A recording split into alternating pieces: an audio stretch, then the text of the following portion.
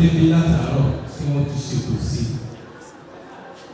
ṣe kí program ti wà bí ìmú látàárọ̀ náà. Àkìfẹ́ bí sísìn wa ó ní pàtàkì. Gbogbo wa wà ní ìdílé dúró.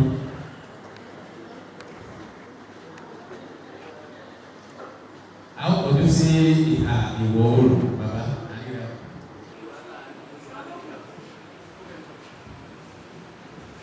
Praise the Lord.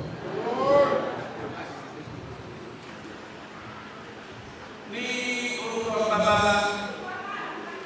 àti ìjọba. Pẹ̀lú ìgbàgbọ́ nínú Jésù Kristi, àwa gba ara bàbá wa olóògbé Samuel Ige Osunrayi fún ìsìnkú. Ẹ jẹ́ kí a gbàdúrà pẹ̀lú ìgboyà nínú Ọlọ́run olùfúnni ní oréré gbogbo wípé yóò jí ní pípé pẹ̀lú ẹgbẹ́ àwọn ènìyàn mímọ́. Olúwa gba ọmọ rẹ bàbá wa olóògbé Samuel Ige Osunrayi kúrò nínú gbogbo ìdè kí o sì tún sílẹ̀ kí o lè sinmi pẹ̀lú àwọn ènìyàn mímọ́ rẹ ní tí ìwọ bàbá ọmọ àti ẹ̀mí mọ́ pé kí ẹ sì jọba ayé àìní pẹ̀lú. Olúwa tó ń bẹ láàyè tí ó sì gbà mí gbọ́ kì yóò kú mọ́ láéláé. Ẹ má ṣe jẹ́ kí ọkàn yín bàjẹ́. Ẹ̀yin gba Ọlọ́run gbọ́, ẹ sì gbà mí gbọ́ pẹ̀lú. Nínú ilé bàbá mi, ọ̀pọ̀lọpọ̀ ibùgbé ni ó wà. Ìbá má ṣe bẹ́ẹ̀. Èmi ìbá ti sọ fún yín. Èmi lọ pèsè àyè sílẹ̀ fún yín.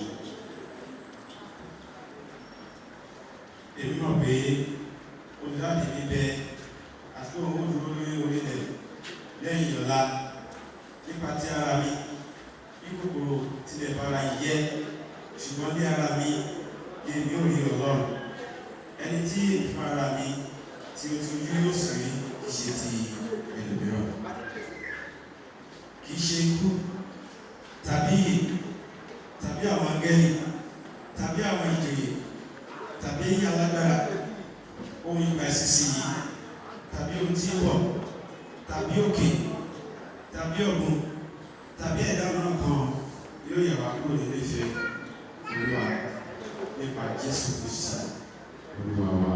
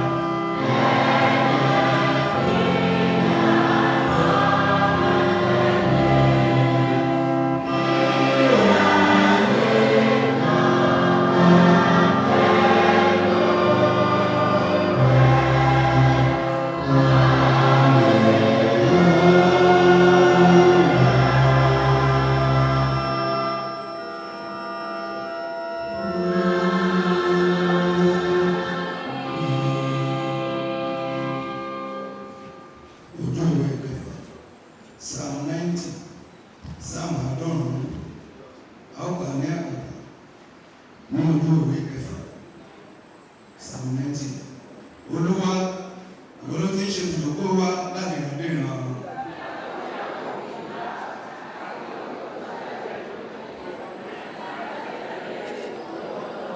Ó sẹ́ni orí ìbàjẹ́, ó sì wí pé tó ń padà wá ẹ̀yìn ọmọ ènìyàn.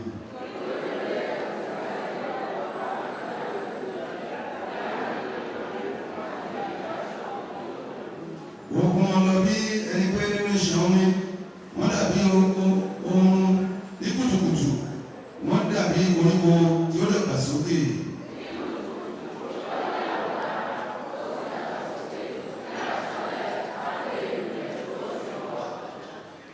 Ó ti gbé ẹsẹ̀ wa kalẹ̀ níwájú rẹ̀, ẹsẹ̀ ìlú ìgbogbo wa ń bẹ nínú ìmọ́lẹ̀ iwájú rẹ̀.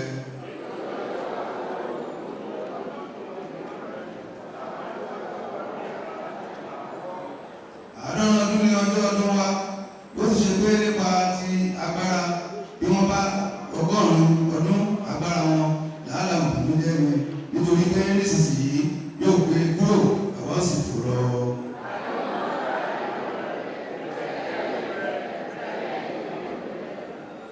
Bẹ́ẹ̀ ni bí ó wà láti máa bẹ́ẹ̀ ni bí àwọn láti máa ka iye ọjọ́ wa kí àwa lè fi ọkàn wá sí ipa ọgbọ́n.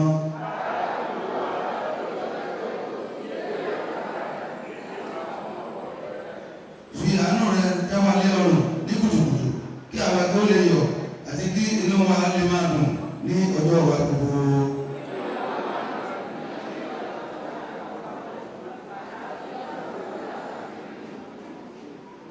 Jẹ́ kí iṣẹ́ rẹ̀ hàn sí àwọn ọmọ ọ̀dọ̀ rẹ̀ àti ògo rẹ̀ sí àwọn ọmọ wọn.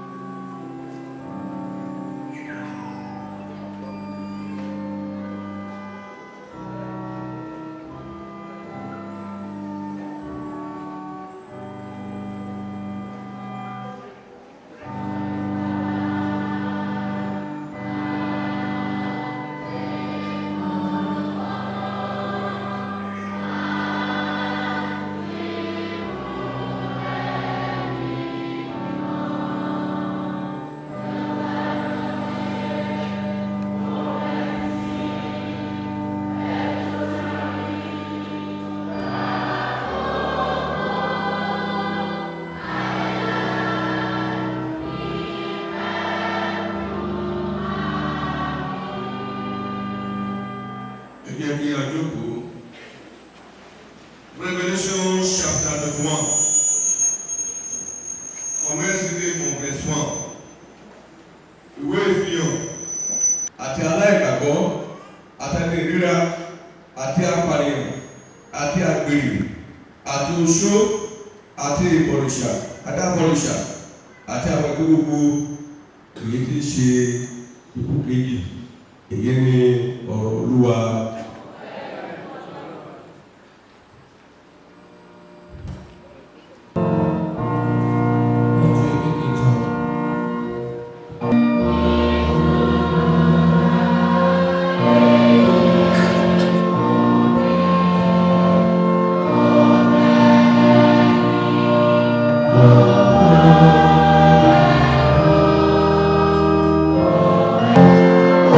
Oh,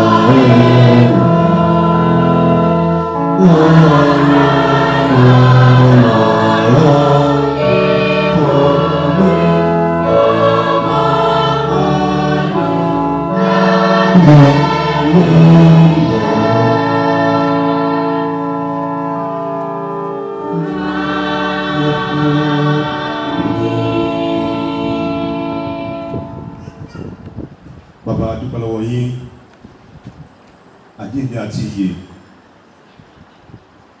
a dúpẹ́ fún ìlérí àti ìyè àìlẹ́pẹ̀kun tí ẹ ti pèsè sílẹ̀ fún wa pé nígbà tí a bá ṣí wa lọ́wọ́ iṣẹ́ ní ayé yìí a ní ibùgbé lọ́dọ̀ yín láti sinmi a dúpẹ́ lọ́wọ́ yín fún ìgbé ayé ìránṣẹ́ yín olóògbé wà Samuel Ige Osunrayi adúpẹ́ torí pé ẹ fún olórí ọ̀fẹ́ láti mọ̀ yín àti láti lo àkókò wọn fún iṣẹ́ ìsìn yín adúpẹ́ fún aya àti àwọn ọmọ àti ọmọ ọmọ àti ẹbí èyí tó gbẹ̀yìn wọn bàbá gbọ́pẹ́ wa adúpẹ́ pé nígbà tí ẹbí tí wọ́n mú ọjọ́ fún ìsìnkú yìí ẹ jẹ́ ká dájọ́ lé ikú lọ́wọ́ àgbẹ̀ pé ọjọ́ náà ó bá wa láyé àti àlàáfíà àgbẹ̀ fún gbogbo ibi tí àwọn ẹni tẹ̀lé ìrìn àjò wá sí ìlú ayédè torí pé mú wọn dé síbi yìí láyé àti àlàáfíà àgbẹ̀ fún lẹ́yìn ìsìnkú àti ìgbà àlejò olúkúlùkù yóò tún padà sí ìgbójókòó rẹ̀ láyé àti àlàáfíà bàbá gbọ́ pé wa àgbẹ̀ lórí ìlú ayédè Èkìtì torí pé ìlú yìí wà ní àlàáfíà àgbẹ̀ lórí ìjọ Pétérù mímọ́ torí pé ìjọ yìí tẹ̀síwájú àgbẹ̀ fún ìránṣẹ́ yín àgbẹ̀ fún àwọn takuntakun tẹ́ lónìí ní ìjọ náà bàbá gbọ́ pé wa bí a ṣe lọ láti bára wa sọ̀rọ̀ nínú ọ̀rọ̀ Ọlọ́run Olúwa ṣí wa lójú ẹ̀mí Olúwa ṣí wa níyè jẹ́ kí ọ̀rọ̀ rẹ jẹ́ kó ní ibùgbé nínú ọkàn wa nígbà tí ẹnìkọ̀ọ̀kan wa tí a ó dágbére fún ayé yìí ohun mi ò mọ̀ rí ní ìkẹyìn má jẹ́ kó fọ̀ sí wa ìjọba rẹ jẹ́ ká fi ṣe èrè jẹ ní orúkọ Jésù Kristi Olúwa wa ẹ jẹ́ ká jókòó. Ní orúkọ Kristi wọlá kí olúkúlùkù wa kábọ̀ sínú ilé Ọlọ́run yìí a sì kí àlùfáà ìjọ yìí tí wọ́n tó jẹ́ IDP ní agbègbè yìí the venerable and Mrs. Aranuwa èyí tí wọ́n fi àyè gbà wá láti lè dúró lórí àga wá sí yìí láti bá wa sọ̀rọ̀ Ọlọ́run ọ̀gá àti ẹ̀gbọ́n ọ̀nà náà jẹ́ fún wa tí wọ́n sì fẹ́ràn ìdílé wa àti iṣẹ́ ìrìnàṣẹ́ wa lọ́pọ̀lọpọ̀ àdúrà náà ni pé wọ́n yóò túbọ̀ máa tì yín lẹ́yìn oore ọ̀fẹ́ Ọlọ́run á máa pọ̀ sínú ayé yín akíndélé Osunrayi ibi akóndélé bàbá ọlájẹ́ kí ọjọ́ kó jìnà síra ní pàtàkì mo kí mọ́mì Osunrayi mi ò sọ pé màmá mo sọ pé mọ́mì because she's your mother lórúkọ ńlá Jésù Kristi ẹ̀yin bàbá dára fún yín I know that ẹ̀yin àti ọkọ yín ẹ fẹ́ràn ara yín dáradára ẹ fẹ́ràn ara yín gan ẹ dẹ̀ fẹ́ràn ara yín jù ṣùgbọ́n àwọn mi ni pé ọdún ajínà síra 85 ni bàbá ṣe ẹ̀yin aṣọ 100 a kí àwọn ọmọ lórúkọ ńlá Jésù yóò dára fún yín pé kìí ṣe àlejò sí ìdílé yìí and I can say that this family is more of Ibadan than of Ekiti. Praise the Lord. Mo dàgbà láti mọ̀ wọ́n gẹ́gẹ́ bí photographer ní Ìbàdàn. Àdúgbò kan náà làdìjọ gbé àdúgbò Lábọ́ ibẹ̀ ni àdúgbò wọn Alálùbọ́sà. tó ń bá tí a ń dàgbà láti wọn bàbá fọ́tò ìgbà tí mo wà ní kékeré mo kọ́ rò bóyá àbí bàbá àbí Ìgbò àbí tó ló bá pàdé wọn lójú ọ̀nà tipátipá ló máa fi tó sọ pé ẹ káàárọ̀ sà tipátipá ló máa fi kọ̀ọ̀kan tó sọ very quiet lára ọmọ wọn àwọn tí ó jù mí lọ́wọ́ lára wọn àwọn tí a lè jẹ́gbẹ́ wọ́n lára wọn like bomi àlejò dàgbàsókè. Sunday ọmọlẹ́yìn wa ni àwọn gàbí ọdún àwọn ìgbẹ́ nìyẹn. Adúgbò lọ́wọ́ Ọlọ́run.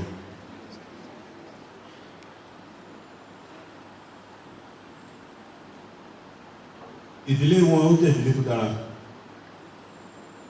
Gbàtúmọ̀ òun ká nǹkan tí a kọ́ nípa ìgbésẹ̀ yìí bàbá ní 26.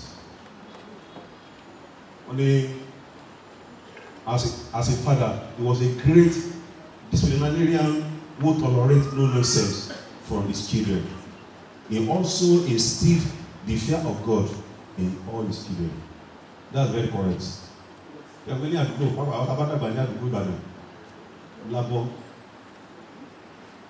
tendency láti yà àkúyàwó. You don't come from a good family.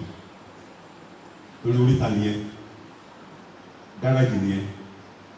Dájúgbà lọ́wọ́ Ọlọ́run pé kò sí ọ̀kan lára àwọn ọmọ wọn tó yẹ yàkúyà. Very disciplined. Ó bí àwọn Osunrayi ló dá wà lábẹ́ àbúlójà ìwé. Ìgbàgbà tí a bá lọ láti lọ ra kerosene, a bá lọ ra mineral lọ màmá, mo máa ń yọ wọn pé màmá yìí àníwò tí ìmúnú bí ní. Very gentle, very easy going. Alẹ́ tó dàgbà láti mọ̀ bàbá gébé pa master àbí chorister ní St. David's Anglican Church Kudeti, now Cathedral.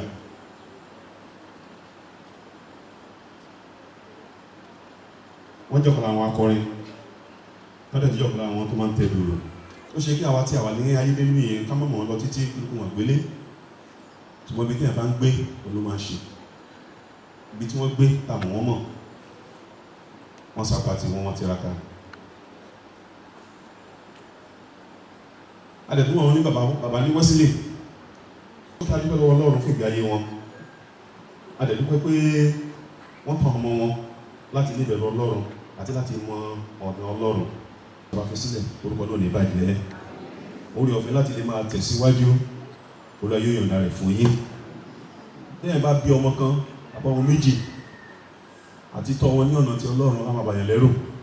Ká tó wá ṣe tó ní àwọn ọkùnrin gidigba bí tàwọn ọmọ wọn tí wọ́n dẹ̀ ní ìbẹ̀rù Ọlọ́run sínú ayé wọn. Àṣeyọrí kan nílé yìí. Ọ̀kan lára àwọn àṣeyọrí tí a lè ṣe láyé ó ní kí ọ̀kan kan lára àwọn ọmọ ènìyàn kó mọ́ yàyàkúyà. Ọ̀kan pàtàkì lára àṣeyọrí tí a lè ṣe nìyẹn. Èèyàn wà ní ipò pàtàkì, èèyàn jẹ́ gómìnà, ó jẹ́ olówó, ó jẹ́ ọlọ́lá, ó kọ́ lílọ rẹpẹtẹ. Káwọn ọmọ rẹ̀ ká má mọ̀nà Ọlọ́run. Ìyẹn ó ti ní àbàwọ́ ti nílẹ̀ ìlú nínú. Mo láyé ọ̀dà rẹ̀ fún wa. Màá rọ̀ yìí, àlùfáà òfin ọ̀rọ̀ sí mi lẹ́nu ṣùgbọ́n mo kàn án fẹ́ ṣe léyìí. Torí pé bẹ́ẹ̀ máa gbogbo àwọn tó tí káwọn bá sọ pé kán sin sí Ìbàdàn ó tó lójú bẹ́ẹ̀ lọ. Kò sẹ́ni tó lè discute ẹ̀fẹ́ àwọn akéṣọ́ ọmọ Ìbàdàn. Because he has contributed his own part. Bọ̀ yí pé bóyá wọ́n ti sọ sílẹ̀ wípé ayé lè nìkan gbé wọn wá, ó túnmọ̀ sí pé wọn kò gbàgbé orísun. Praise the Lord. Ọ̀dọ́ wa sọ pé Ìbàdàn nìkan sí wọ́n sí gbogbo ilé ìtàn ìwọ́n nìkan ṣe ní Ìbàdàn àyè wà. Wọ́n lè sọ pé kúrẹ́ ti sọ pé àmú bàbá yín, that was not possible. Ẹ̀yin ẹ̀ ló gbàgbé orísun. That was very very important. Ẹ láti jẹ́ kí IDP wọ́n ní fóònù ọba yín láti máa communicate yín. Tó gbé mi gbọ́dọ̀ tán yín, àwọn táwa láti ìdálẹ̀ táà ń ṣe lápò kékeré bí ojú ọmọ ń rí. Lópin ọ̀pọ̀lọpọ̀ ìgbà là ń tọ́jú ilé. Àní àwọn mìíràn gbà tó bá lè ti lo gbogbo ọjọ́ ayé wọn ní ìdálẹ̀ táwọn wá darúgbó wọ́n á fi wọn sanwó nílé. Ìyẹn wọ́n discourage àwọn àlùfáà nígbà mìíràn.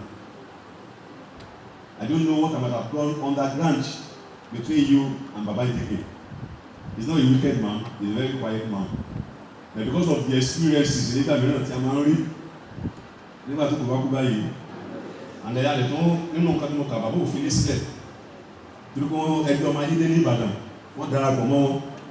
Kò lẹ́sí wọ́n ṣe máa darapọ̀ mọ́ ẹgbẹ́ ọmọ ayé dé ní Ìbàdàn náà ni máa rántẹ́ sílé. Tó wẹ̀ pé wọ́n ṣe kíni o, wọ́n ti pèsè ilé sílẹ̀ kí ọlọ́jọ́ kó tó dé.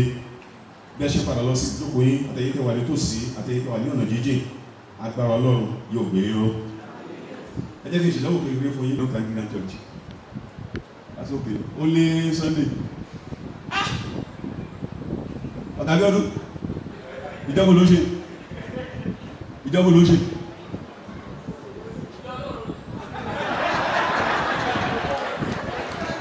Hallelujah. Ẹ̀yin ọmọ sí ilẹ̀ pàtẹ́wọ́ yẹn. Wọ́n gbọ́ yìí tẹ́ pàtẹ́wọ́ yẹn. Ẹ̀yin ọmọ ìjọba tó lọ nìyẹn. That's not what I'm saying. Ìjọ yòówù kẹ́yà sí mountain, kẹ́yà sí CAC. Tí Anglican ọba kọ́ wọn dáradára. Because wọ́n ti mọ Kristi inú Kristi láti wọ́n sí. So you cannot sọ pé bọ́yẹ̀ ẹlẹ́sẹ̀ dìrí ọkàn wọn tàbí bọ́yẹ̀ ẹlẹ́sẹ̀ mú ọmọ Kristi. I cannot agree with that. By their own volition, they may decide to go that place. But the fact still remain. If Anglican is your base, Gome, church Bololo, you didn't move. I think the pastor. But the pastor got for me. Hallelujah. We're now standing. This is your base. Are you getting me? This is your base. This is your source. Jerry will tell my law. Emmanuel Bagby. Ọlọ́run ajẹ́ kí mọ̀mọ́ dàgbà màmá dàgbà lẹ́ẹ̀kan sí tí mọ̀mọ́ bá dàgbà tán bá sùn kò sí yẹyí kẹbẹ̀ sí ní tún nǹkan ṣe láti sìn lọ Ọlọ́run wà lọ́wọ́. John chapter 3 verse 6 tó fi ọmọ bíbélì kan sọ fún ni bí ẹnikẹ́ni tó bá gbàgbọ́ kó bá ṣègbé ṣùgbọ́n kó lè ní iyè àìnípẹ̀kun. Briefly, I want to speak on redeeming love of God. Redeeming love of God. If tó fi ọmọ bíbélì kan sọ fún ni ẹnikẹ́ni bá gbàgbọ́ kó bá ṣègbé ṣùgbọ́n kó lè ní iyè àìnípẹ̀kun. Bí ó sọ pé gbogbo tí Ọlọ́run dáradára ni ṣùgbọ́n nípa ìṣubú ènìyàn sọ ogbó rere èyí tí Ọlọ́run ti yọ̀ǹda fún ó sọnù. Nípa ìṣubú ènìyàn náà gba ìdẹ́nì nínú Genesis orí 3 torí pé ìran ènìyàn gba Sátánì láàyè. Ènìyàn jẹ́ ẹni tí a gbé ẹ̀mí rẹ̀ kúrò. Ènìyàn jẹ́ ẹni pé òpin ìrìn àjò rẹ̀ kìí ṣe lọ́dọ̀ Ọlọ́run mọ́ bí kò ṣe nínú ìparun ayérayé. Ṣùgbọ́n gẹ́gẹ́ bí Ọlọ́run ṣe jọ kí ènìyàn kó lè rí bá padà nípasẹ̀ ọmọ rẹ̀ ètò ìṣe Jésù Kristi. Jésù Kristi ní a fi fún wa láti fi ara rẹ̀ ṣe ètùtù, to sacrifice himself, to present himself as a paschal lamb. Nípa ìgbé Jésù Kristi kú, nípa ìgbé Ọlọ́run fi ọmọ rẹ̀ fún wa, ó fún wa gẹ́gẹ́ bí àgùntàn fún pípa, ó fi fún aráyé gẹ́gẹ́ bí ẹran ètùtù, ó fi fún aráyé gẹ́gẹ́ bí ẹ̀jẹ̀ iyebíye èyí tí a nílò láti mú wa bá Ọlọ́run làjà. Ẹ̀yìn pé Ọlọ́run fẹ́ ká di ẹni ìtẹ́wọ́gbà ní ìkẹyìn, ìyẹn ló ṣe jọ̀wọ́ ọmọ rẹ̀ fún wa. Romans chapter 5 verse 8 ó ní pé nígbà tí àwa jẹ́ ẹlẹ́ṣẹ̀ Kristi kú fún wa. Kristi kú fún ẹlẹ́ṣẹ̀ kí ẹlẹ́ṣẹ̀ kó bá ṣègbé. Kristi kú fún aráyé láti lè ra ayé padà. Remission of sin. And what type of blood? Sinless blood. Not just any blood. If it is just any blood, the blood of animal, the blood of goats will be okay to make atonement for sin. A blood that will provoke God to turn his judgment into mercy. Ìyẹn ni Jésù láti kú. Káàkiri wa sọ náà sí pé láti lè jẹ́ ìrìn àpadà wípé ẹ̀jẹ̀ àgùntàn àbẹ̀ bí ewúrẹ́ òun náà lèèyàn nílò. Gbogbo lájọmú láíláí náà láwà láti máa ṣètùtù. Ní ọmọ iye nínú wa lójoojúmọ́ tó lè avoid láti pa ewúrẹ́ kan fún ètùtù ẹ̀ṣẹ̀ rẹ̀ ẹyọ kan lọ́dún fún ìdí oṣù kan lójú ọdún kan kó tó lè rí ìdáríjì ẹ̀ṣẹ̀ rẹ̀ gbà. I don't know the person. Bí kò ṣe pé ẹ̀jẹ̀ Jésù Kristi nìkan ló lè ṣe tuntun. Bí pé Jésù Kristi tẹ̀ ẹ̀jẹ̀ rẹ̀ sílẹ̀ láti fi ṣe ìràpadà wa. Yẹ túmọ̀ sí pé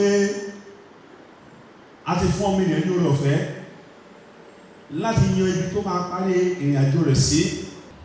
Ìyẹn ni Jòhánù sọ fún ní Jésù Kristi ló sọ fún wọn nínú ìrètí Jòhánù tí a kà yẹn orí kẹta ẹsẹ̀ ìkẹrìndínlógún. Ó ní Ọlọ́run fẹ́ràn aráyé tó bẹ́ẹ̀ gẹ́ tó fi ọmọ bíi kan sọ fún ni kí ẹnikẹ́ni tó bá gbà á gbọ́ kó má bàa ṣègbé. You either inherit eternal life or you inherit eternal destruction. It's a matter of choice. It's a matter of decision. Inherit eternal life or you reject Jesus and you go to eternal destruction. You have a choice. Before the coming of Christ in Christ Jesus. When you get to gbàgbọ́ kò ní ṣègbé ṣùgbọ́n yóò ní iye àìnípẹ̀kun. Gẹ́gẹ́ bí sọ́wọ́n ti pé nípa ìdí orí kẹta Romans chapter 3 verses 23 and 24. Romans 3, 23 and 24. Ìdáláre lọ́fẹ̀ẹ́ nípa orí ọ̀fẹ́ rẹ̀ nípa ìdáǹdè tí ó wà nínú Kristi Jésù. Gbogbo ènìyàn ló ti ṣẹ̀. Ó tilẹ̀ kó jẹ́ ẹlẹ́ṣẹ̀ tó. Ó tilẹ̀ kí òdodo ara rẹ̀ kó gbé wọn tó. Ó ní gbogbo ènìyàn ló ti ṣẹ̀ tí wọ́n sì fi kùnà gbọ́ Ọlọ́run. Èyí ni ìpín wa látọ̀dọ̀ Ádámù wa is faith in Christ Jesus. Ẹ̀jẹ̀ Jésù Kristi yìí Ọlọ́run dá wa láre. Ó náà wọ́n ní ká ń dá láre lọ́fẹ̀ẹ́ nípa orí ọ̀fẹ́ rẹ̀ nípa ìdáǹdè. Ìwé verse 23. Ó ní torí ikú ní èrè ẹ̀ṣẹ̀. Ṣùgbọ́n ẹ̀bùn ọ̀fẹ́ Ọlọ́run ní ìyè tí kò ní pẹ̀kun nínú Kristi Jésù Olúwa wa. Kò sẹ́ni tí ò lè kú ṣùgbọ́n kú pé méjì. Ikú ayérayé fún ẹni tí kò ní Jésù Kristi. Ìyà jíǹde kò bẹ fún wọn. Ṣùgbọ́n ẹni tí kò ní Jésù Kristi nínú ayé rẹ̀ nígbà tó bá kú á tún padà kú yìí là ń pè ní ikú kejì. Yẹn ìwé ìfẹ́ sọ wá pé ní dábàá rí ẹnikẹ́ni tí a kò kọ́rúkọ rẹ̀ sínú ìwé yìí ó ní a ó wọṣọ sínú adágún iná ó ní yìí ní ikú kejì. Ìwé Hébérù orí 9 verse 27 ó láti fi lélẹ̀ fún gbogbo ènìyàn láti kú lẹ́ẹ̀kan ṣoṣo ó léyìn eléyìí ó ní ìdájọ́. Ikú adé lọ́jọ́ kan wọ́n ló dùn wọn pé bàbá lọ lásìkò yìí torí wọ́n ní plan tán tó ní lọ́jọ́. Kò sí bó tilẹ̀ ní ìyàndàgbà tó you will always have a plan ahead. Kò sí bó tilẹ̀ ní ìyànpẹ́ láyé tó you will still have a plan ahead. Hallelujah. Bó tilẹ̀ ní ìyànpẹ́ láyé tó bó dẹ̀ ti wulẹ̀ kí ikú kó mú yàn lọ́tọ́. Gbogbo láyé àná ọ̀pọ̀ àwọn kánsílọ̀ tó wà ń bẹ̀ lọ́wọ́lọ́wọ́ ní one of the local governments wọ́n náà ṣèpàdé lánàá wọn àti pọ̀lísẹ̀ tó ń jẹ́ ọmọ ìjọba lọ́tún. It's like that. Death can come at any time. Tabari inú ayé káwà yìí tí kàdé dúró yìí tabari náà jẹ́ sọ̀rọ̀ ẹgbẹ́ lójú ẹ̀ bẹ́ẹ̀ tó ń bà ọjọ́ tó wà rẹ̀ ṣe. Torí ikú kìí ṣe kan tí ẹ̀ ṣe nínú èèyàn bẹ̀rù. Ìṣúná wájọ́ sí ayé yìí níbi tí kòkòrò àti ìpára tó ń bà á jẹ́ ó ní sọ̀rọ̀ ká tó ìṣúná wájọ́ sí ọ̀run níbi tí olè àti ìpára tí kò lè níbẹ̀ láíláí. Báwo ló ṣe lè tó ìṣúná ẹjọ́ sí ọ̀run tí a bá padà sínú èrè ti ìgbàanú yẹn ó ti jẹ́ kó yé wa ó tó máa ṣẹlẹ̀ sí àwọn tó kò gbà Jésù. There are no two ways to heaven. There is only one way. There is only one way. And that's what I just said. It's not a matter of reasoning. It's not a matter of ecumenism. It's not a matter of interfaith. It's not a matter of tolerance. There are so many things we can tolerate without anybody opening the front door for you. Hallelujah. How much more God? So God will not run after you. and God has run after you. But after that run, God will not run after you again. Ọlọ́run ti sáré lẹ́yìn káàkiri yẹn ló fọwọ́ rẹ̀ fún wa. Ẹ̀rọ tó ń Ọlọ́run ní ọmọ rẹ̀ kan ṣoṣo, the only son of God. Lẹ́jọ́ ká lè ti pàṣẹ rẹ̀ gba aráyé là. Ẹni tó bá gbàgbọ́, a kò lè dá lẹ́jọ́. Hey, it's judgment that has been written. It's judgment that has been written. It's judgment, hallelujah. It's a judgment that is already linked. Ó lẹ́yìn kẹ́kẹ́ tó bá gbàgbọ́, a kì yóò ṣe kí ni? A kì yóò dá lẹ́jọ́. Ṣùgbọ́n kí ló máa ṣẹlẹ̀? Yes. Ẹni tí kò gbàgbọ́, a ti dá lẹ́jọ́ náà. Torí pé kò gba ọmọ bíbí kan ṣoṣo tí Ọlọ́run gbọ́. God has given the verdict. Ohun tó ń pe òun ẹ̀mí ènìyàn. Nígbà tí ẹ̀mí rẹ̀ bá pín, ìwé ló máa parí ìgbàgbọ́ rẹ̀ sí. Àti ní àwọn àpẹẹrẹ ń gbélé ọkùnrin ọlọ́rọ̀ àti Lásárù. Torí pé ìgbà ayé tó bá ìfẹ́ Ọlọ́run wọn. Bó o jí akúṣẹ̀ tó jẹ́ tálákà tó bá mọ Jésù Kristi, ìyálẹ̀ kejì dúró. Bó lè jẹ́ ọlọ́rọ̀ tó bá mọ Kristi. Ìsáìdì a ní orí ọ̀fẹ́ ètò ààbò tó dára díẹ̀ lápọ̀dọ̀ wa nílé yìí. Bẹ́ẹ̀ bá wá láti north ní tọ́jú ń pa ìyẹn pakópa ní tí àti olóró tó ti dúró lójoojúmọ́. Tùmúrò ọ̀fẹ́ tá nílé yìí, and that's why Christians in the southern part of Nigeria have to be very careful. Hallelujah. North east tí àwọn Muslim tó ti wà predominant ń bẹ̀ báyìí in the early church they are Christian states, Christian country. Comfort, argument on àgàtí ò smooth. Láti wáyé àtàntẹ́ ní kò lọ jọ́sìn níbi tí eruku wà. Ta ló kọ́kọ́ máa sùn lórí méjèèjì tá máa ń ṣẹ̀ṣẹ̀ lọ́wọ́, ta ló kọ́kọ́ máa sùn. Mo fẹ́ kẹ́ ẹ dá mi lónìí. Àwọn tó jókòó sínú yá kan níbi tátẹ́kùn tó ń fẹ́ tó fẹ́ lẹ́lẹ́lẹ́ níbi tága ti smooth dáadáa tá lè ní tó fẹ̀yìntì. Sọ ta ló kọ́kọ́ máa kùn náà méjèèjì. Ẹni tó jókòó níbi tí kan ti tura. Kìrìsìtẹ́nì bára bá tù ọ̀jù wá sọ̀rọ̀ nù. Ìtura ni ló gba ìgbàgbọ́ sọ̀rọ̀. Ó dẹ̀ sí ìṣẹ̀lẹ̀ Nàìjíríà náà báyìí, ó ṣẹlẹ̀ Nàìjíríà. We want to build that to make heaven or to go to hell. Àdúrà mi náà ni pé ikú Jésù Kristi kò ní lọ́sàn lórí ayé wa. Coming back to the children, relax. Ibi náà ọmọkùnrin, so you have to relax. Ẹ bá sọ pé kò sí bàbá nílé mọ́, kẹ́ ẹ yapa. Ẹ ṣe ara yín ní ọ̀kan. Ẹ ṣe nǹkan tó máa ń mú màmá lò.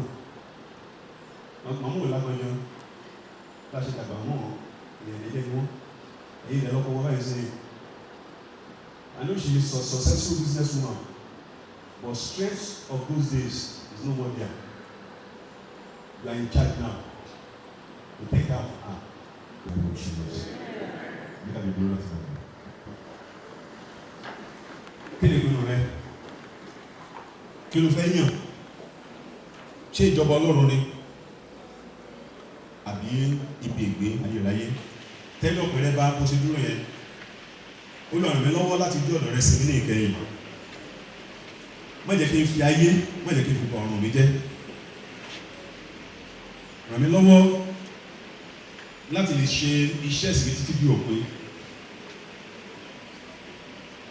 Ohun ayé mi má jẹ́ kó fẹ́ tó mọ́ mi láti gbé ìgbàgbọ́ sọ̀rọ̀. Bóyá wà níbí láàárọ̀ yóò tí báyà gbé Jésù Kristi. Àǹfààní mìíràn fún ilé yìí láti jẹ́wọ́ Jésù ní Olúwa àti ìgbàlà rẹ. Láti pe Jésù mọ́nú ọkàn rẹ. Ipe Jésù Kristi ọmọ Ọlọ́run, mo fi ayé mi fún ọ. Mo jẹ́wọ́ ẹ̀ṣẹ̀ mi. Mo gbà ọ́ ní Olúwa àti ìgbàlà mi. Torí pé Jésù tó wá sí ayé láti rà wá padà. Ẹnikẹ́ni láti sọ títí bí òpin. Jẹ́ kí n fi ìjọba rẹ̀ ṣe níbẹ̀. Ní orúkọ Jésù Kristi Olúwa wa. Bàbá gbogbo ọkọ̀ tó ti gbọ́rọ̀ yìí jẹ́ kó sọ wọ́n ní àǹfààní. Ní orúkọ Jésù Kristi Olúwa wa.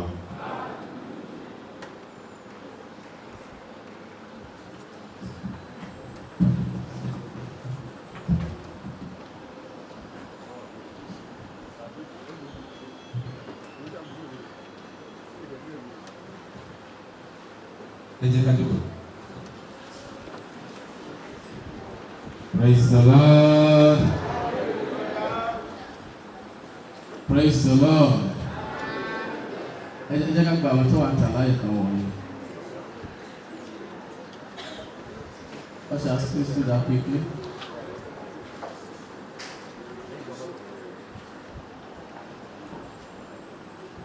Ẹ jẹ́ ká tètè sí ni.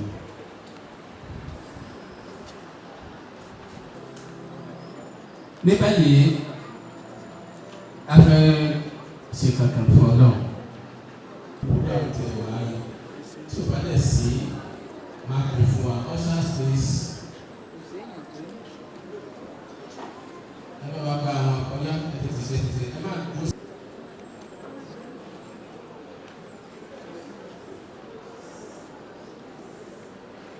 Praise the Lord. Hallelujah. Wọ́n á fún wa lẹ́bẹ̀rẹ̀ àti jùlọ nínú ìjọ yìí agbapàdé ńlá kan. Mahakama accommodation every and do the bidden that one pada yes.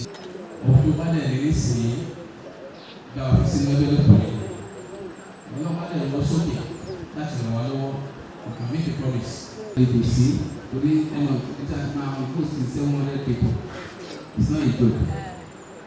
Ọlọ́run á ràn wá lọ́wọ́.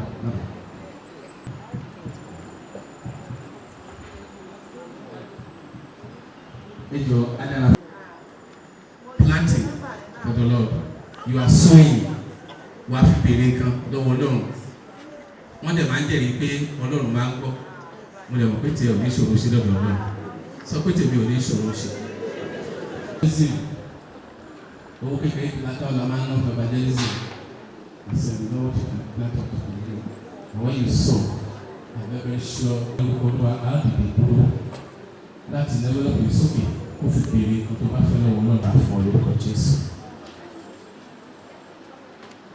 Jésù Kristi Olúwa wa. Bàbá mímọ́ lórí ọ̀fẹ́ Ọlọ́run ìyanu agbé ọ̀gá lónìí olùẹ̀gbà ọpẹ́ wa. Olùẹ̀gbà ìrìn wa. Àwọn ọmọ rẹ̀ wọ̀nyí kọ́wọ́ bọ̀ àpò ń mọ oore jáde láti fi ran iṣẹ́ rẹ̀ lọ́wọ́. Olùwà tí wọ́n gbà lọ́wọ́ wọn. Olùwà yà sí mímọ́. Olùwà fọ̀pọ̀lọpọ̀ fún wọn. Má jẹ́ wọn tọrọ jẹ. Àpadà sí burúkú mọ̀ ní ó dé bá wọn. Ó ń dára kò dára mọ́ ní ó jẹ́ ìpín wọn. Ó gbàdúrà ní gbogbo ìgbà tó bá wojú rẹ̀ fún ìrànlọ́wọ́ Olúwa gbé dìde. Níbi tí wọ́n ti nílò ìrànlọ́wọ́ rẹ̀ yẹn gangan nínú ayé wọn, lórí iṣẹ́ wọn, nínú ilé wọn, ní ọ̀nà wọn, ní ohun gbogbo ní orúkọ Jésù gbé ìrànlọ́wọ́ náà dìde. Ìwọ ló ní ká béèrè, wọ́n ti béèrè ló máa jẹ́ wọ́n nígbà. Tó bá kọ̀kùn lẹ̀kùn á ṣí ilẹ̀kùn ìyanu, lẹ̀kùn ìbùkún, lẹ̀kùn ògo, lẹ̀kùn agbára ní orúkọ Jésù kó máa ṣí sílẹ̀ fún ọ. Ní orúkọ Jésù kó máa ṣí sílẹ̀ fún ọ. Níbikíbi tó o bá lọ wà bójú Olúwa pàdé, wà bá Ọlọ́run pàdé, wà bá tènìyàn pàdé, ò ní ṣàṣetì, ojú ò ní tì ọ́, wàhálà oníwọlú ń gbá wa o, àní nàánú dáyọ̀. Àwọn ní ibi wọn ò ní gbowó lọ́wọ́ rẹ, owó ìbànújẹ́ owó ẹkún òṣè ò ní bá wọn ná. Níbikíbi tó bá náwó sí ọwọ́ rẹ á tó, níbi tọ́wọ́ rẹ bá tó ní orúkọ Jésù kò ní pa ọ́ lára. Kò mọ̀ fara kí ìyanu ṣẹlẹ̀, mo ní kí ìyanu ṣẹlẹ̀, kí ìbùkún ogun orí iṣẹ́ rẹ, iṣẹ́ tó ti dòkú ó yá gbé sókè, iṣẹ́ tí ò ṣe déédé ó yá gba agbára ọ̀tún. Gbogbo ní forúkọ Olúwa, wàá rí ìyanu gbà, mo ní wàá rí ìyanu gbà, mo ní wàá rí ìyanu gbà, mo ní wàá rí ìyanu gbà. Gbogbo ní forúkọ Olúwa, Jésù Kristi Olúwa wa.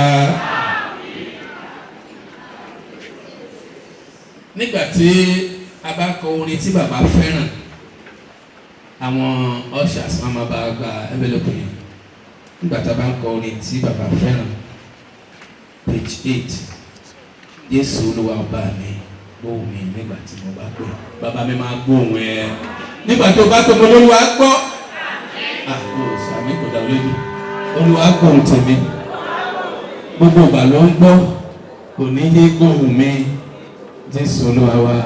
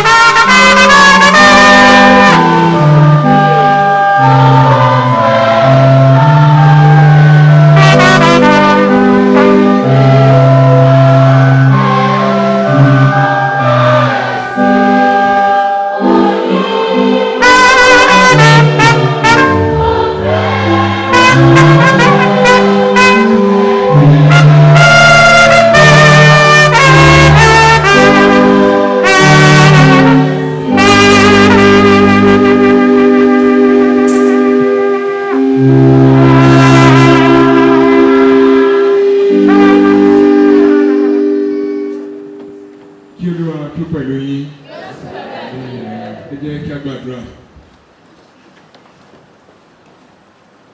Ojú ìwé kẹsàn-án nínú ìwé ọ̀rọ̀ page 9 ní pamphlet. Ẹ jẹ́ kí a gbàdúrà. Olúwa ṣàánú fún wa. Olúwa ṣàánú fún àdúrà Olúwa.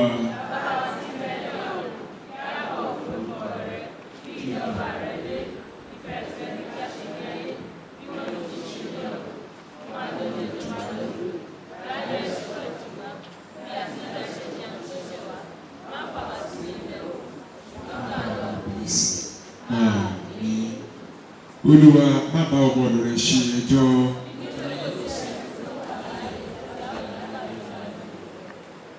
Fún ìránṣẹ́ rẹ̀ olóògbé Pa Samuel Ige Osunrayi ní ìsinmi àìnípẹ̀kun. Àwa gbàgbọ́ láti rírí Olúwa. Olúwa gbọ́ àdúrà wa. Ọlọ́run Olódùmarè Osunrayi ẹni tí ó parí iṣẹ́ rẹ̀ ní ìgbàgbọ́ àti ìbẹ̀rù rẹ̀, jẹ́ kí ìwà àti ẹ̀kọ́ àwọn ènìyàn mímọ́ rẹ̀ yìí gbogbo tí ó ti pín àti ajogún pẹ̀lú wọn nínú ìmọ́lẹ̀ rẹ̀ àìlópin tu àwọn ọmọ ẹbí ọ̀rẹ́ àti gbogbo olùwò nínú ìsinmi nísinsìnyí àti ní ìkẹyìn, kí àwa pẹ̀lú wọn lè wọ inú ẹ̀kún ògo rẹ̀ àti ayọ̀ ayérayé nípasẹ̀ Jésù Kristi Olúwa wa. Bàbá wa ọ̀run, ẹni tó ti fún wa ní ìgbàgbọ́ òtítọ́ àti ìrètí tí ó ga jù nínú ọmọ rẹ̀ Jésù Kristi, ràn wá lọ́wọ́. Àwa bẹ̀bẹ̀ lọ́dọ̀ rẹ̀ kí a lè máa lo ìgbésí ayé wa bí àwọn tí ó gbàgbọ́ tí wọ́n sì ní ìgbẹ́kẹ̀lé sí ìyè tí kò ní pẹ̀kun, kí o sì fi ìdí ìgbàgbọ́ àti ìrètí yìí múlẹ̀ nínú wa ní ọjọ́ ayé wa gbogbo, nítorí ìfẹ́ ọmọ rẹ̀ Jésù Kristi Olùgbàlà wa.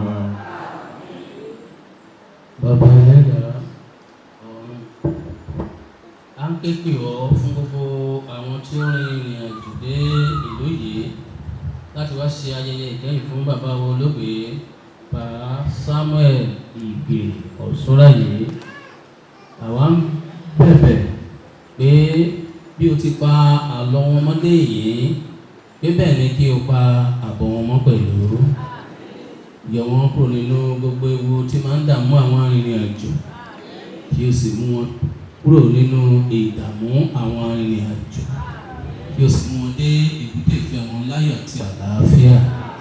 Má ṣe jẹ́ kí wọ́n rìnrìn àjò sínú ewúkéwu àdélébárí àrìnàkórè.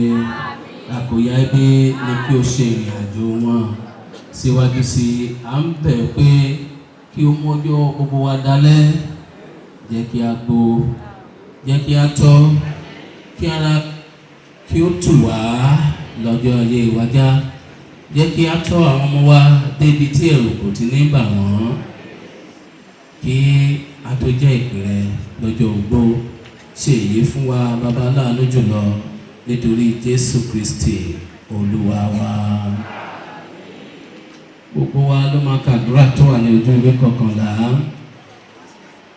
Olúwa, nínú ayé ìyọnu yìí, tì wá lẹ́yìn ní gbogbo ọjọ́ ayé wa, títí a ó fi dàgbà, tí a ó sì darúgbó, tíṣẹ́ wa yóò parí, tí ìgbé ayé wa yóò rékọjá, tíṣẹ́ wa yóò sì dópin nígbà náà. Olúwa, nínú àánú rẹ, fún àwa àti àwọn tí a fẹ́ ní ibùgbé àìléwu, ìsinmi mímọ́ àti àlàáfíà níkẹyìn, nítorí Jésù Kristi Olúwa wa. Praise the Lord. Praise the Lord. Sọ pé ọjọ́ tèmi á dalẹ́, á sì dára fún mi lọ́dọ̀ ayé. Amen. Á dára fún wa lórúkọ Jésù.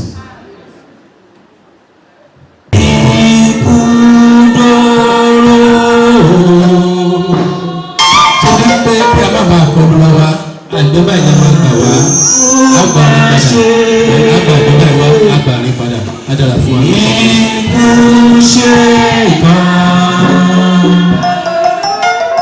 Ikú fẹ́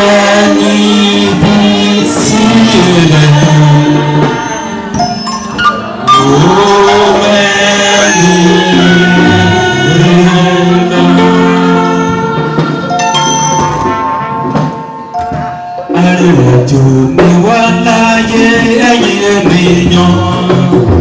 Arìnrìnàjò la jẹ́ láyé ẹ̀yin àyànfẹ́. Gbèsè ní kú láyé òòrùn gbogbo wa láòsàn kí la jẹ́.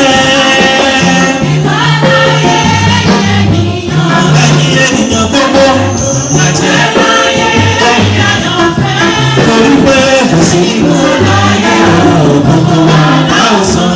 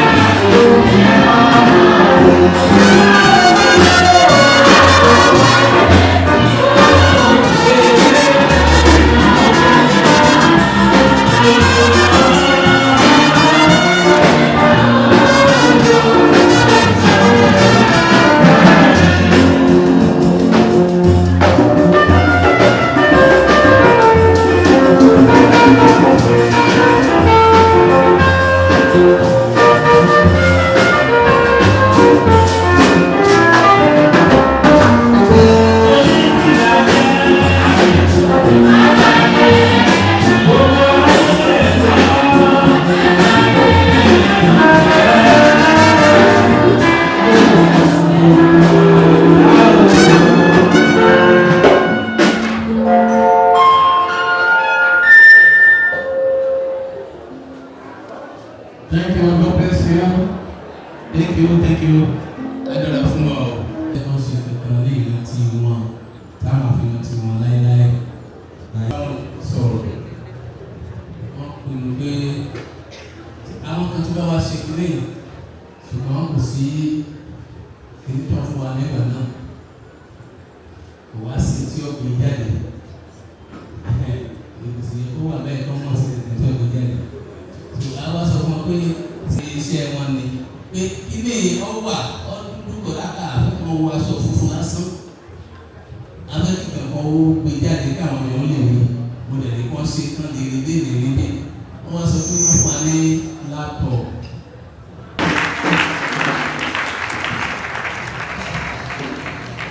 àdúgbò wọn ní lórí àfihàn Jésù tí wọ́n ti wá sí tó gbé jáde tó bá gbé ó gbé jáde níbi àwọn tó wà lọ́wọ́ yẹn nọrùn báyìí ni àwọn tó wà bí wọn nọrùn báyìí ni praise the Lord so ní ẹ̀ bá bá báyìí wọ́n gbọ́dọ̀ kan ní tí ẹ̀ bá dáṣọ fún ọ̀rọ̀ yẹn ìyọ́ pàláró tó a ní ó yẹ kí ó lè wà ní ẹ̀jẹ̀ báyìí àwọn ti sábà a ti rí àwọn tó jẹ́ ọ̀rẹ́ alá tí wọ́n lè ràn wọ́n lọ́wọ́ nínú tó sọ pé òótọ́ bẹ̀ ní bẹ́ẹ̀ kíkiri orí bẹ́ẹ̀ so tí wọ́n ní. àwọn àbálí wa àpàdà àyà àpàdà fún ìgbàgbọ́ wa.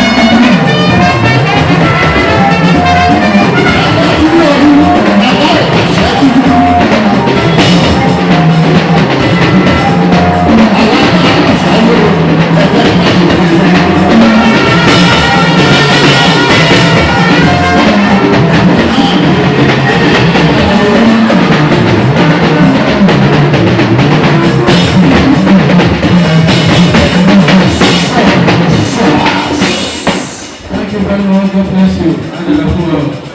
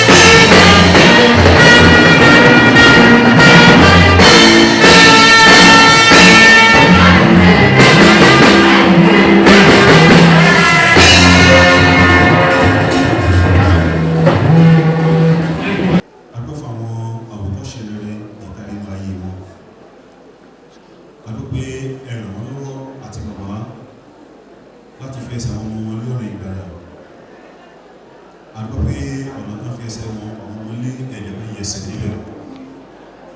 Adúpẹ́ lọ́wọ́ pé wọ́n parí eré ìje wọn nínú yín. Wọ́n parí ẹ̀ sínú àwọ̀, wọ́n parí ẹ̀ sínú òkùnkùn, wọ́n parí ẹ̀ sínú ẹni tí kò mọ Ọlọ́run. Níbẹ̀rẹ̀ ìdáyé bàbá ojú wọn rí, wọ́n bá ìjẹ́kulẹ̀ pàdé, wọ́n di ẹni tí wọ́n fi ń sọ́gbé ènìyàn ẹnìkíní ẹnìkejì ẹnìkẹta. Ṣùgbọ́n ẹni tó bá ti kọ́ wọ́n pé á ga wípé á ṣe rere, bó tilẹ̀ kó ní ìdojúkọ tó dandan ni kó mókè. Ìbẹ̀rẹ̀ bàbá ó ní ìpèníjà, ṣùgbọ́n pé òpin ayé wọn ó mọ ayọ̀ dání, wọn kò sọ́wọ́ wọn. Adúpẹ́ pé ẹṣẹ́ ọgbà wọn ní ọgbà àjàrà eléso púpọ̀. Ìyẹn la ṣe ń dúpẹ́ lónìí wípé ẹ ṣe lórí ayé wọn, ẹ ṣe lórí ìdílé wọn. Adúpẹ́ fún àwọn ọmọ ẹ̀ẹ́dẹ́kẹ́nikẹ́ni ẹ̀ẹ́dẹ́ kò yọ kó olúkúlùkù ló ti wà láyé ara rẹ̀. Adúpẹ́ pé wọ́n ń tẹ̀síwájú, wọ́n ń pọ̀ sí nínú rere lórúkọ ńlá Jésù Kristi bí ẹ ṣe gbẹ̀yìn bàbá ọmọ rere agbẹ̀yìn tì yín náà. Ẹ ti ṣe ẹ̀yẹ ìkẹyìn fún bàbá lórúkọ ńlá Jésù Kristi ẹ̀rí náà nánà. Ó tilẹ̀ ṣe kárí lára yín tí kò ti gbé ìlú ìrí tàbí tó ti débẹ̀ tó ti pẹ́ mọ́. Ẹ ti fi ẹsẹ̀ tẹ ìlú ayé dé lónìí, ilẹ̀ ìlú yìí kò ní ṣe òrì sí yín. Ó gbàdúrà níbi iṣẹ́ ojoojọ́ yín, ogun alákòóbá kò ní jẹ́ ìpín yín. Ohun tí wọ́n yàn ṣe ayẹyẹ ìkẹyìn fún bàbá tán tíṣẹ́ ń bọ́ lọ́wọ́ rẹ̀ kò ní jẹ́ ìpín yín. Ojú ibi kò ní wò yín, ojú ìkà kò ní wò yín. Ẹnikẹ́ni tó bá ló máa pa ní ògo yín, ó lọ ní fún wọn ṣe. Bí ọ̀pẹ́ni tó jókòó níbi kọ̀ọ̀kan ọ̀gá ògo onímọ̀ àgbélé agbójìjì Olódùmarè, ó lọ yóò dáàbò rẹ̀ bò yín, ó lọ yóò pa yín mọ́, ó lọ yóò máa tì yín lẹ́yìn, iṣẹ́ yẹn máa tẹ̀síwájú. Ayọ̀ ní sọkún lórí ọkọ, ọkọ ní sọkún lórí aya. Bí Olúwa ṣe ràn bàbá lọ́wọ́ láti fi ẹsẹ̀ yín ní ọ̀nà ìgbàlà, agbára ìpínlẹ̀ ayé ràn yín náà lọ́wọ́ láti fi ẹsẹ̀ àwọn ọmọ tí náà ní ọ̀nà ìgbàlà lórúkọ ńlá Jésù. Olúwa yóò ràn yín lọ́wọ́. A fi màmá lé wa lọ́wọ́. Ẹ dúró ti ọkọ yín, ẹ fi ọwọ́ sowọ́pọ̀ láti rí pé ìdílé yín dúró lórúkọ ńlá Jésù Kristi. Olúwa fi yín sílẹ̀. Ohun tí ọ̀rọ̀ Ọlọ́run fi yí wa náà ni pé Ọlọ́run ló ṣe ọkọ fún opó, Olúwa yóò ṣe ọkọ fún yín. Ọ̀kankan náà ọmọ wọ̀nyí ẹ̀ lórí ìbànújẹ́ lórí wọn. Lórúkọ ńlá Jésù Kristi ẹ̀ ní gbogbo jẹ́ ẹnikẹ́ni nínú wọn. Olúwa yóò lọ rẹ̀ mí fún yín, Olúwa yóò dáàbò bò yín, èrò ní bà yín. Lórúkọ ńlá Jésù Kristi ẹ̀ ò ní fẹ́ àìsàn ló gbà. Bí Ọlọ́run ṣe fún bàbá ní ẹ̀mí gígùn, ẹ̀mí tí ágùn ju ti wọn lọ, yóò dára fún yín. Agbára lẹ́kan sí gbẹ̀yìn ọmọ, Olúwa yóò ṣe ní ọ̀rẹ́ ara yín, Olúwa yóò ṣe ní ọ̀kan, ẹ ò ní yára yín. Bẹ́ẹ̀ lágbára fẹ́yìn ìyàwó, bí àjọṣepọ̀ tó dára tó bá ti wà láàrin ẹ̀yin tẹ́ jẹ́ ìyàwó, yóò lè ran àwọn ọkọ yín lọ́wọ́ láti máa ṣe papọ̀. Ṣùgbọ́n tí kò bá sí àjọṣepọ̀ tó dára láàrin àwọn ìyàwó, ó máa reflect nínú àwọn ọkọ. Yìí náà sí gbàrà gbẹ̀yìn aya, Olúwa yóò ṣe ní ọ̀kan, ẹni di ọ̀tá ara yín. Ohun rere lẹ́mọ̀ bára yín ṣe. Ẹ̀gbọ́n a máa wá àbúrò, àbúrò a máa wá ẹ̀gbọ́n, ọkàn yín á balẹ̀. Olúwa kó ṣoore fún yín. Ẹ̀ ń tẹ̀síwájú nínú àjọ ayé yín, ilẹ̀ lérí ẹnì kọ̀ọ̀kan yín Olúwa yóò mọ yín níbẹ̀. What God has destined for your life, individual, shall be fulfilled in the name of Jesus Christ. Ogun ìdílé kò lè borí yín. Agbára Ọlọ́run tó ń gbólé borí ogun yóò darapọ̀ mọ́ ìrìn àjò yín. Àánú Ọlọ́run yóò wá yín rí. Ìrànlọ́wọ́ Ọlọ́run yóò dìde fún yín. Lórúkọ ńlá Jésù Kristi ẹ̀ ní ra ohun rere. It shall go with you in the mighty name of Jesus. Tí a bí àwọn ìpamọ́ àti sọ́ọ́ Olódùmarè la fi yín sí. Olúwa kó dáàbò bò yín. Olúwa kó ṣoore fún yín. Màmá bẹ́ẹ̀ ṣe ń kó aṣọ kó ti ọkọ yín, aṣọ fún olórí ọmọ ẹ̀ ní mú wọ̀. Gbogbo ẹbí Osunrayi ní ayé dé àti káàkiri gbogbo àgbáyé àbọ̀lọ́run á wà lórí ayé yín. Olúwa kó ṣoore fún yín. Lẹ́yìn ìsìnkú ẹ ló máa gbàlejò ẹ̀rí sí àlejò gbá ọ. Àwọn tó ń dagoro, àwọn tó ń dájà sílẹ̀, bàbá kì í ṣe wàhálà rárá. Tó tó níbi ìgbàlejò wọn wà lọ́ọ̀rí ṣẹlẹ̀ níbẹ̀ lóko gbogbo olúkúlùkù yóò dé ìdúkọ̀lẹ́ àti àlàáfíà àti lẹ́yìn ayé yìí ẹnì kọ̀ọ̀kan wá ìdílógún á fi ṣe èrè jẹ́ olùkọ́ Jésù Kristi Olúwa wa.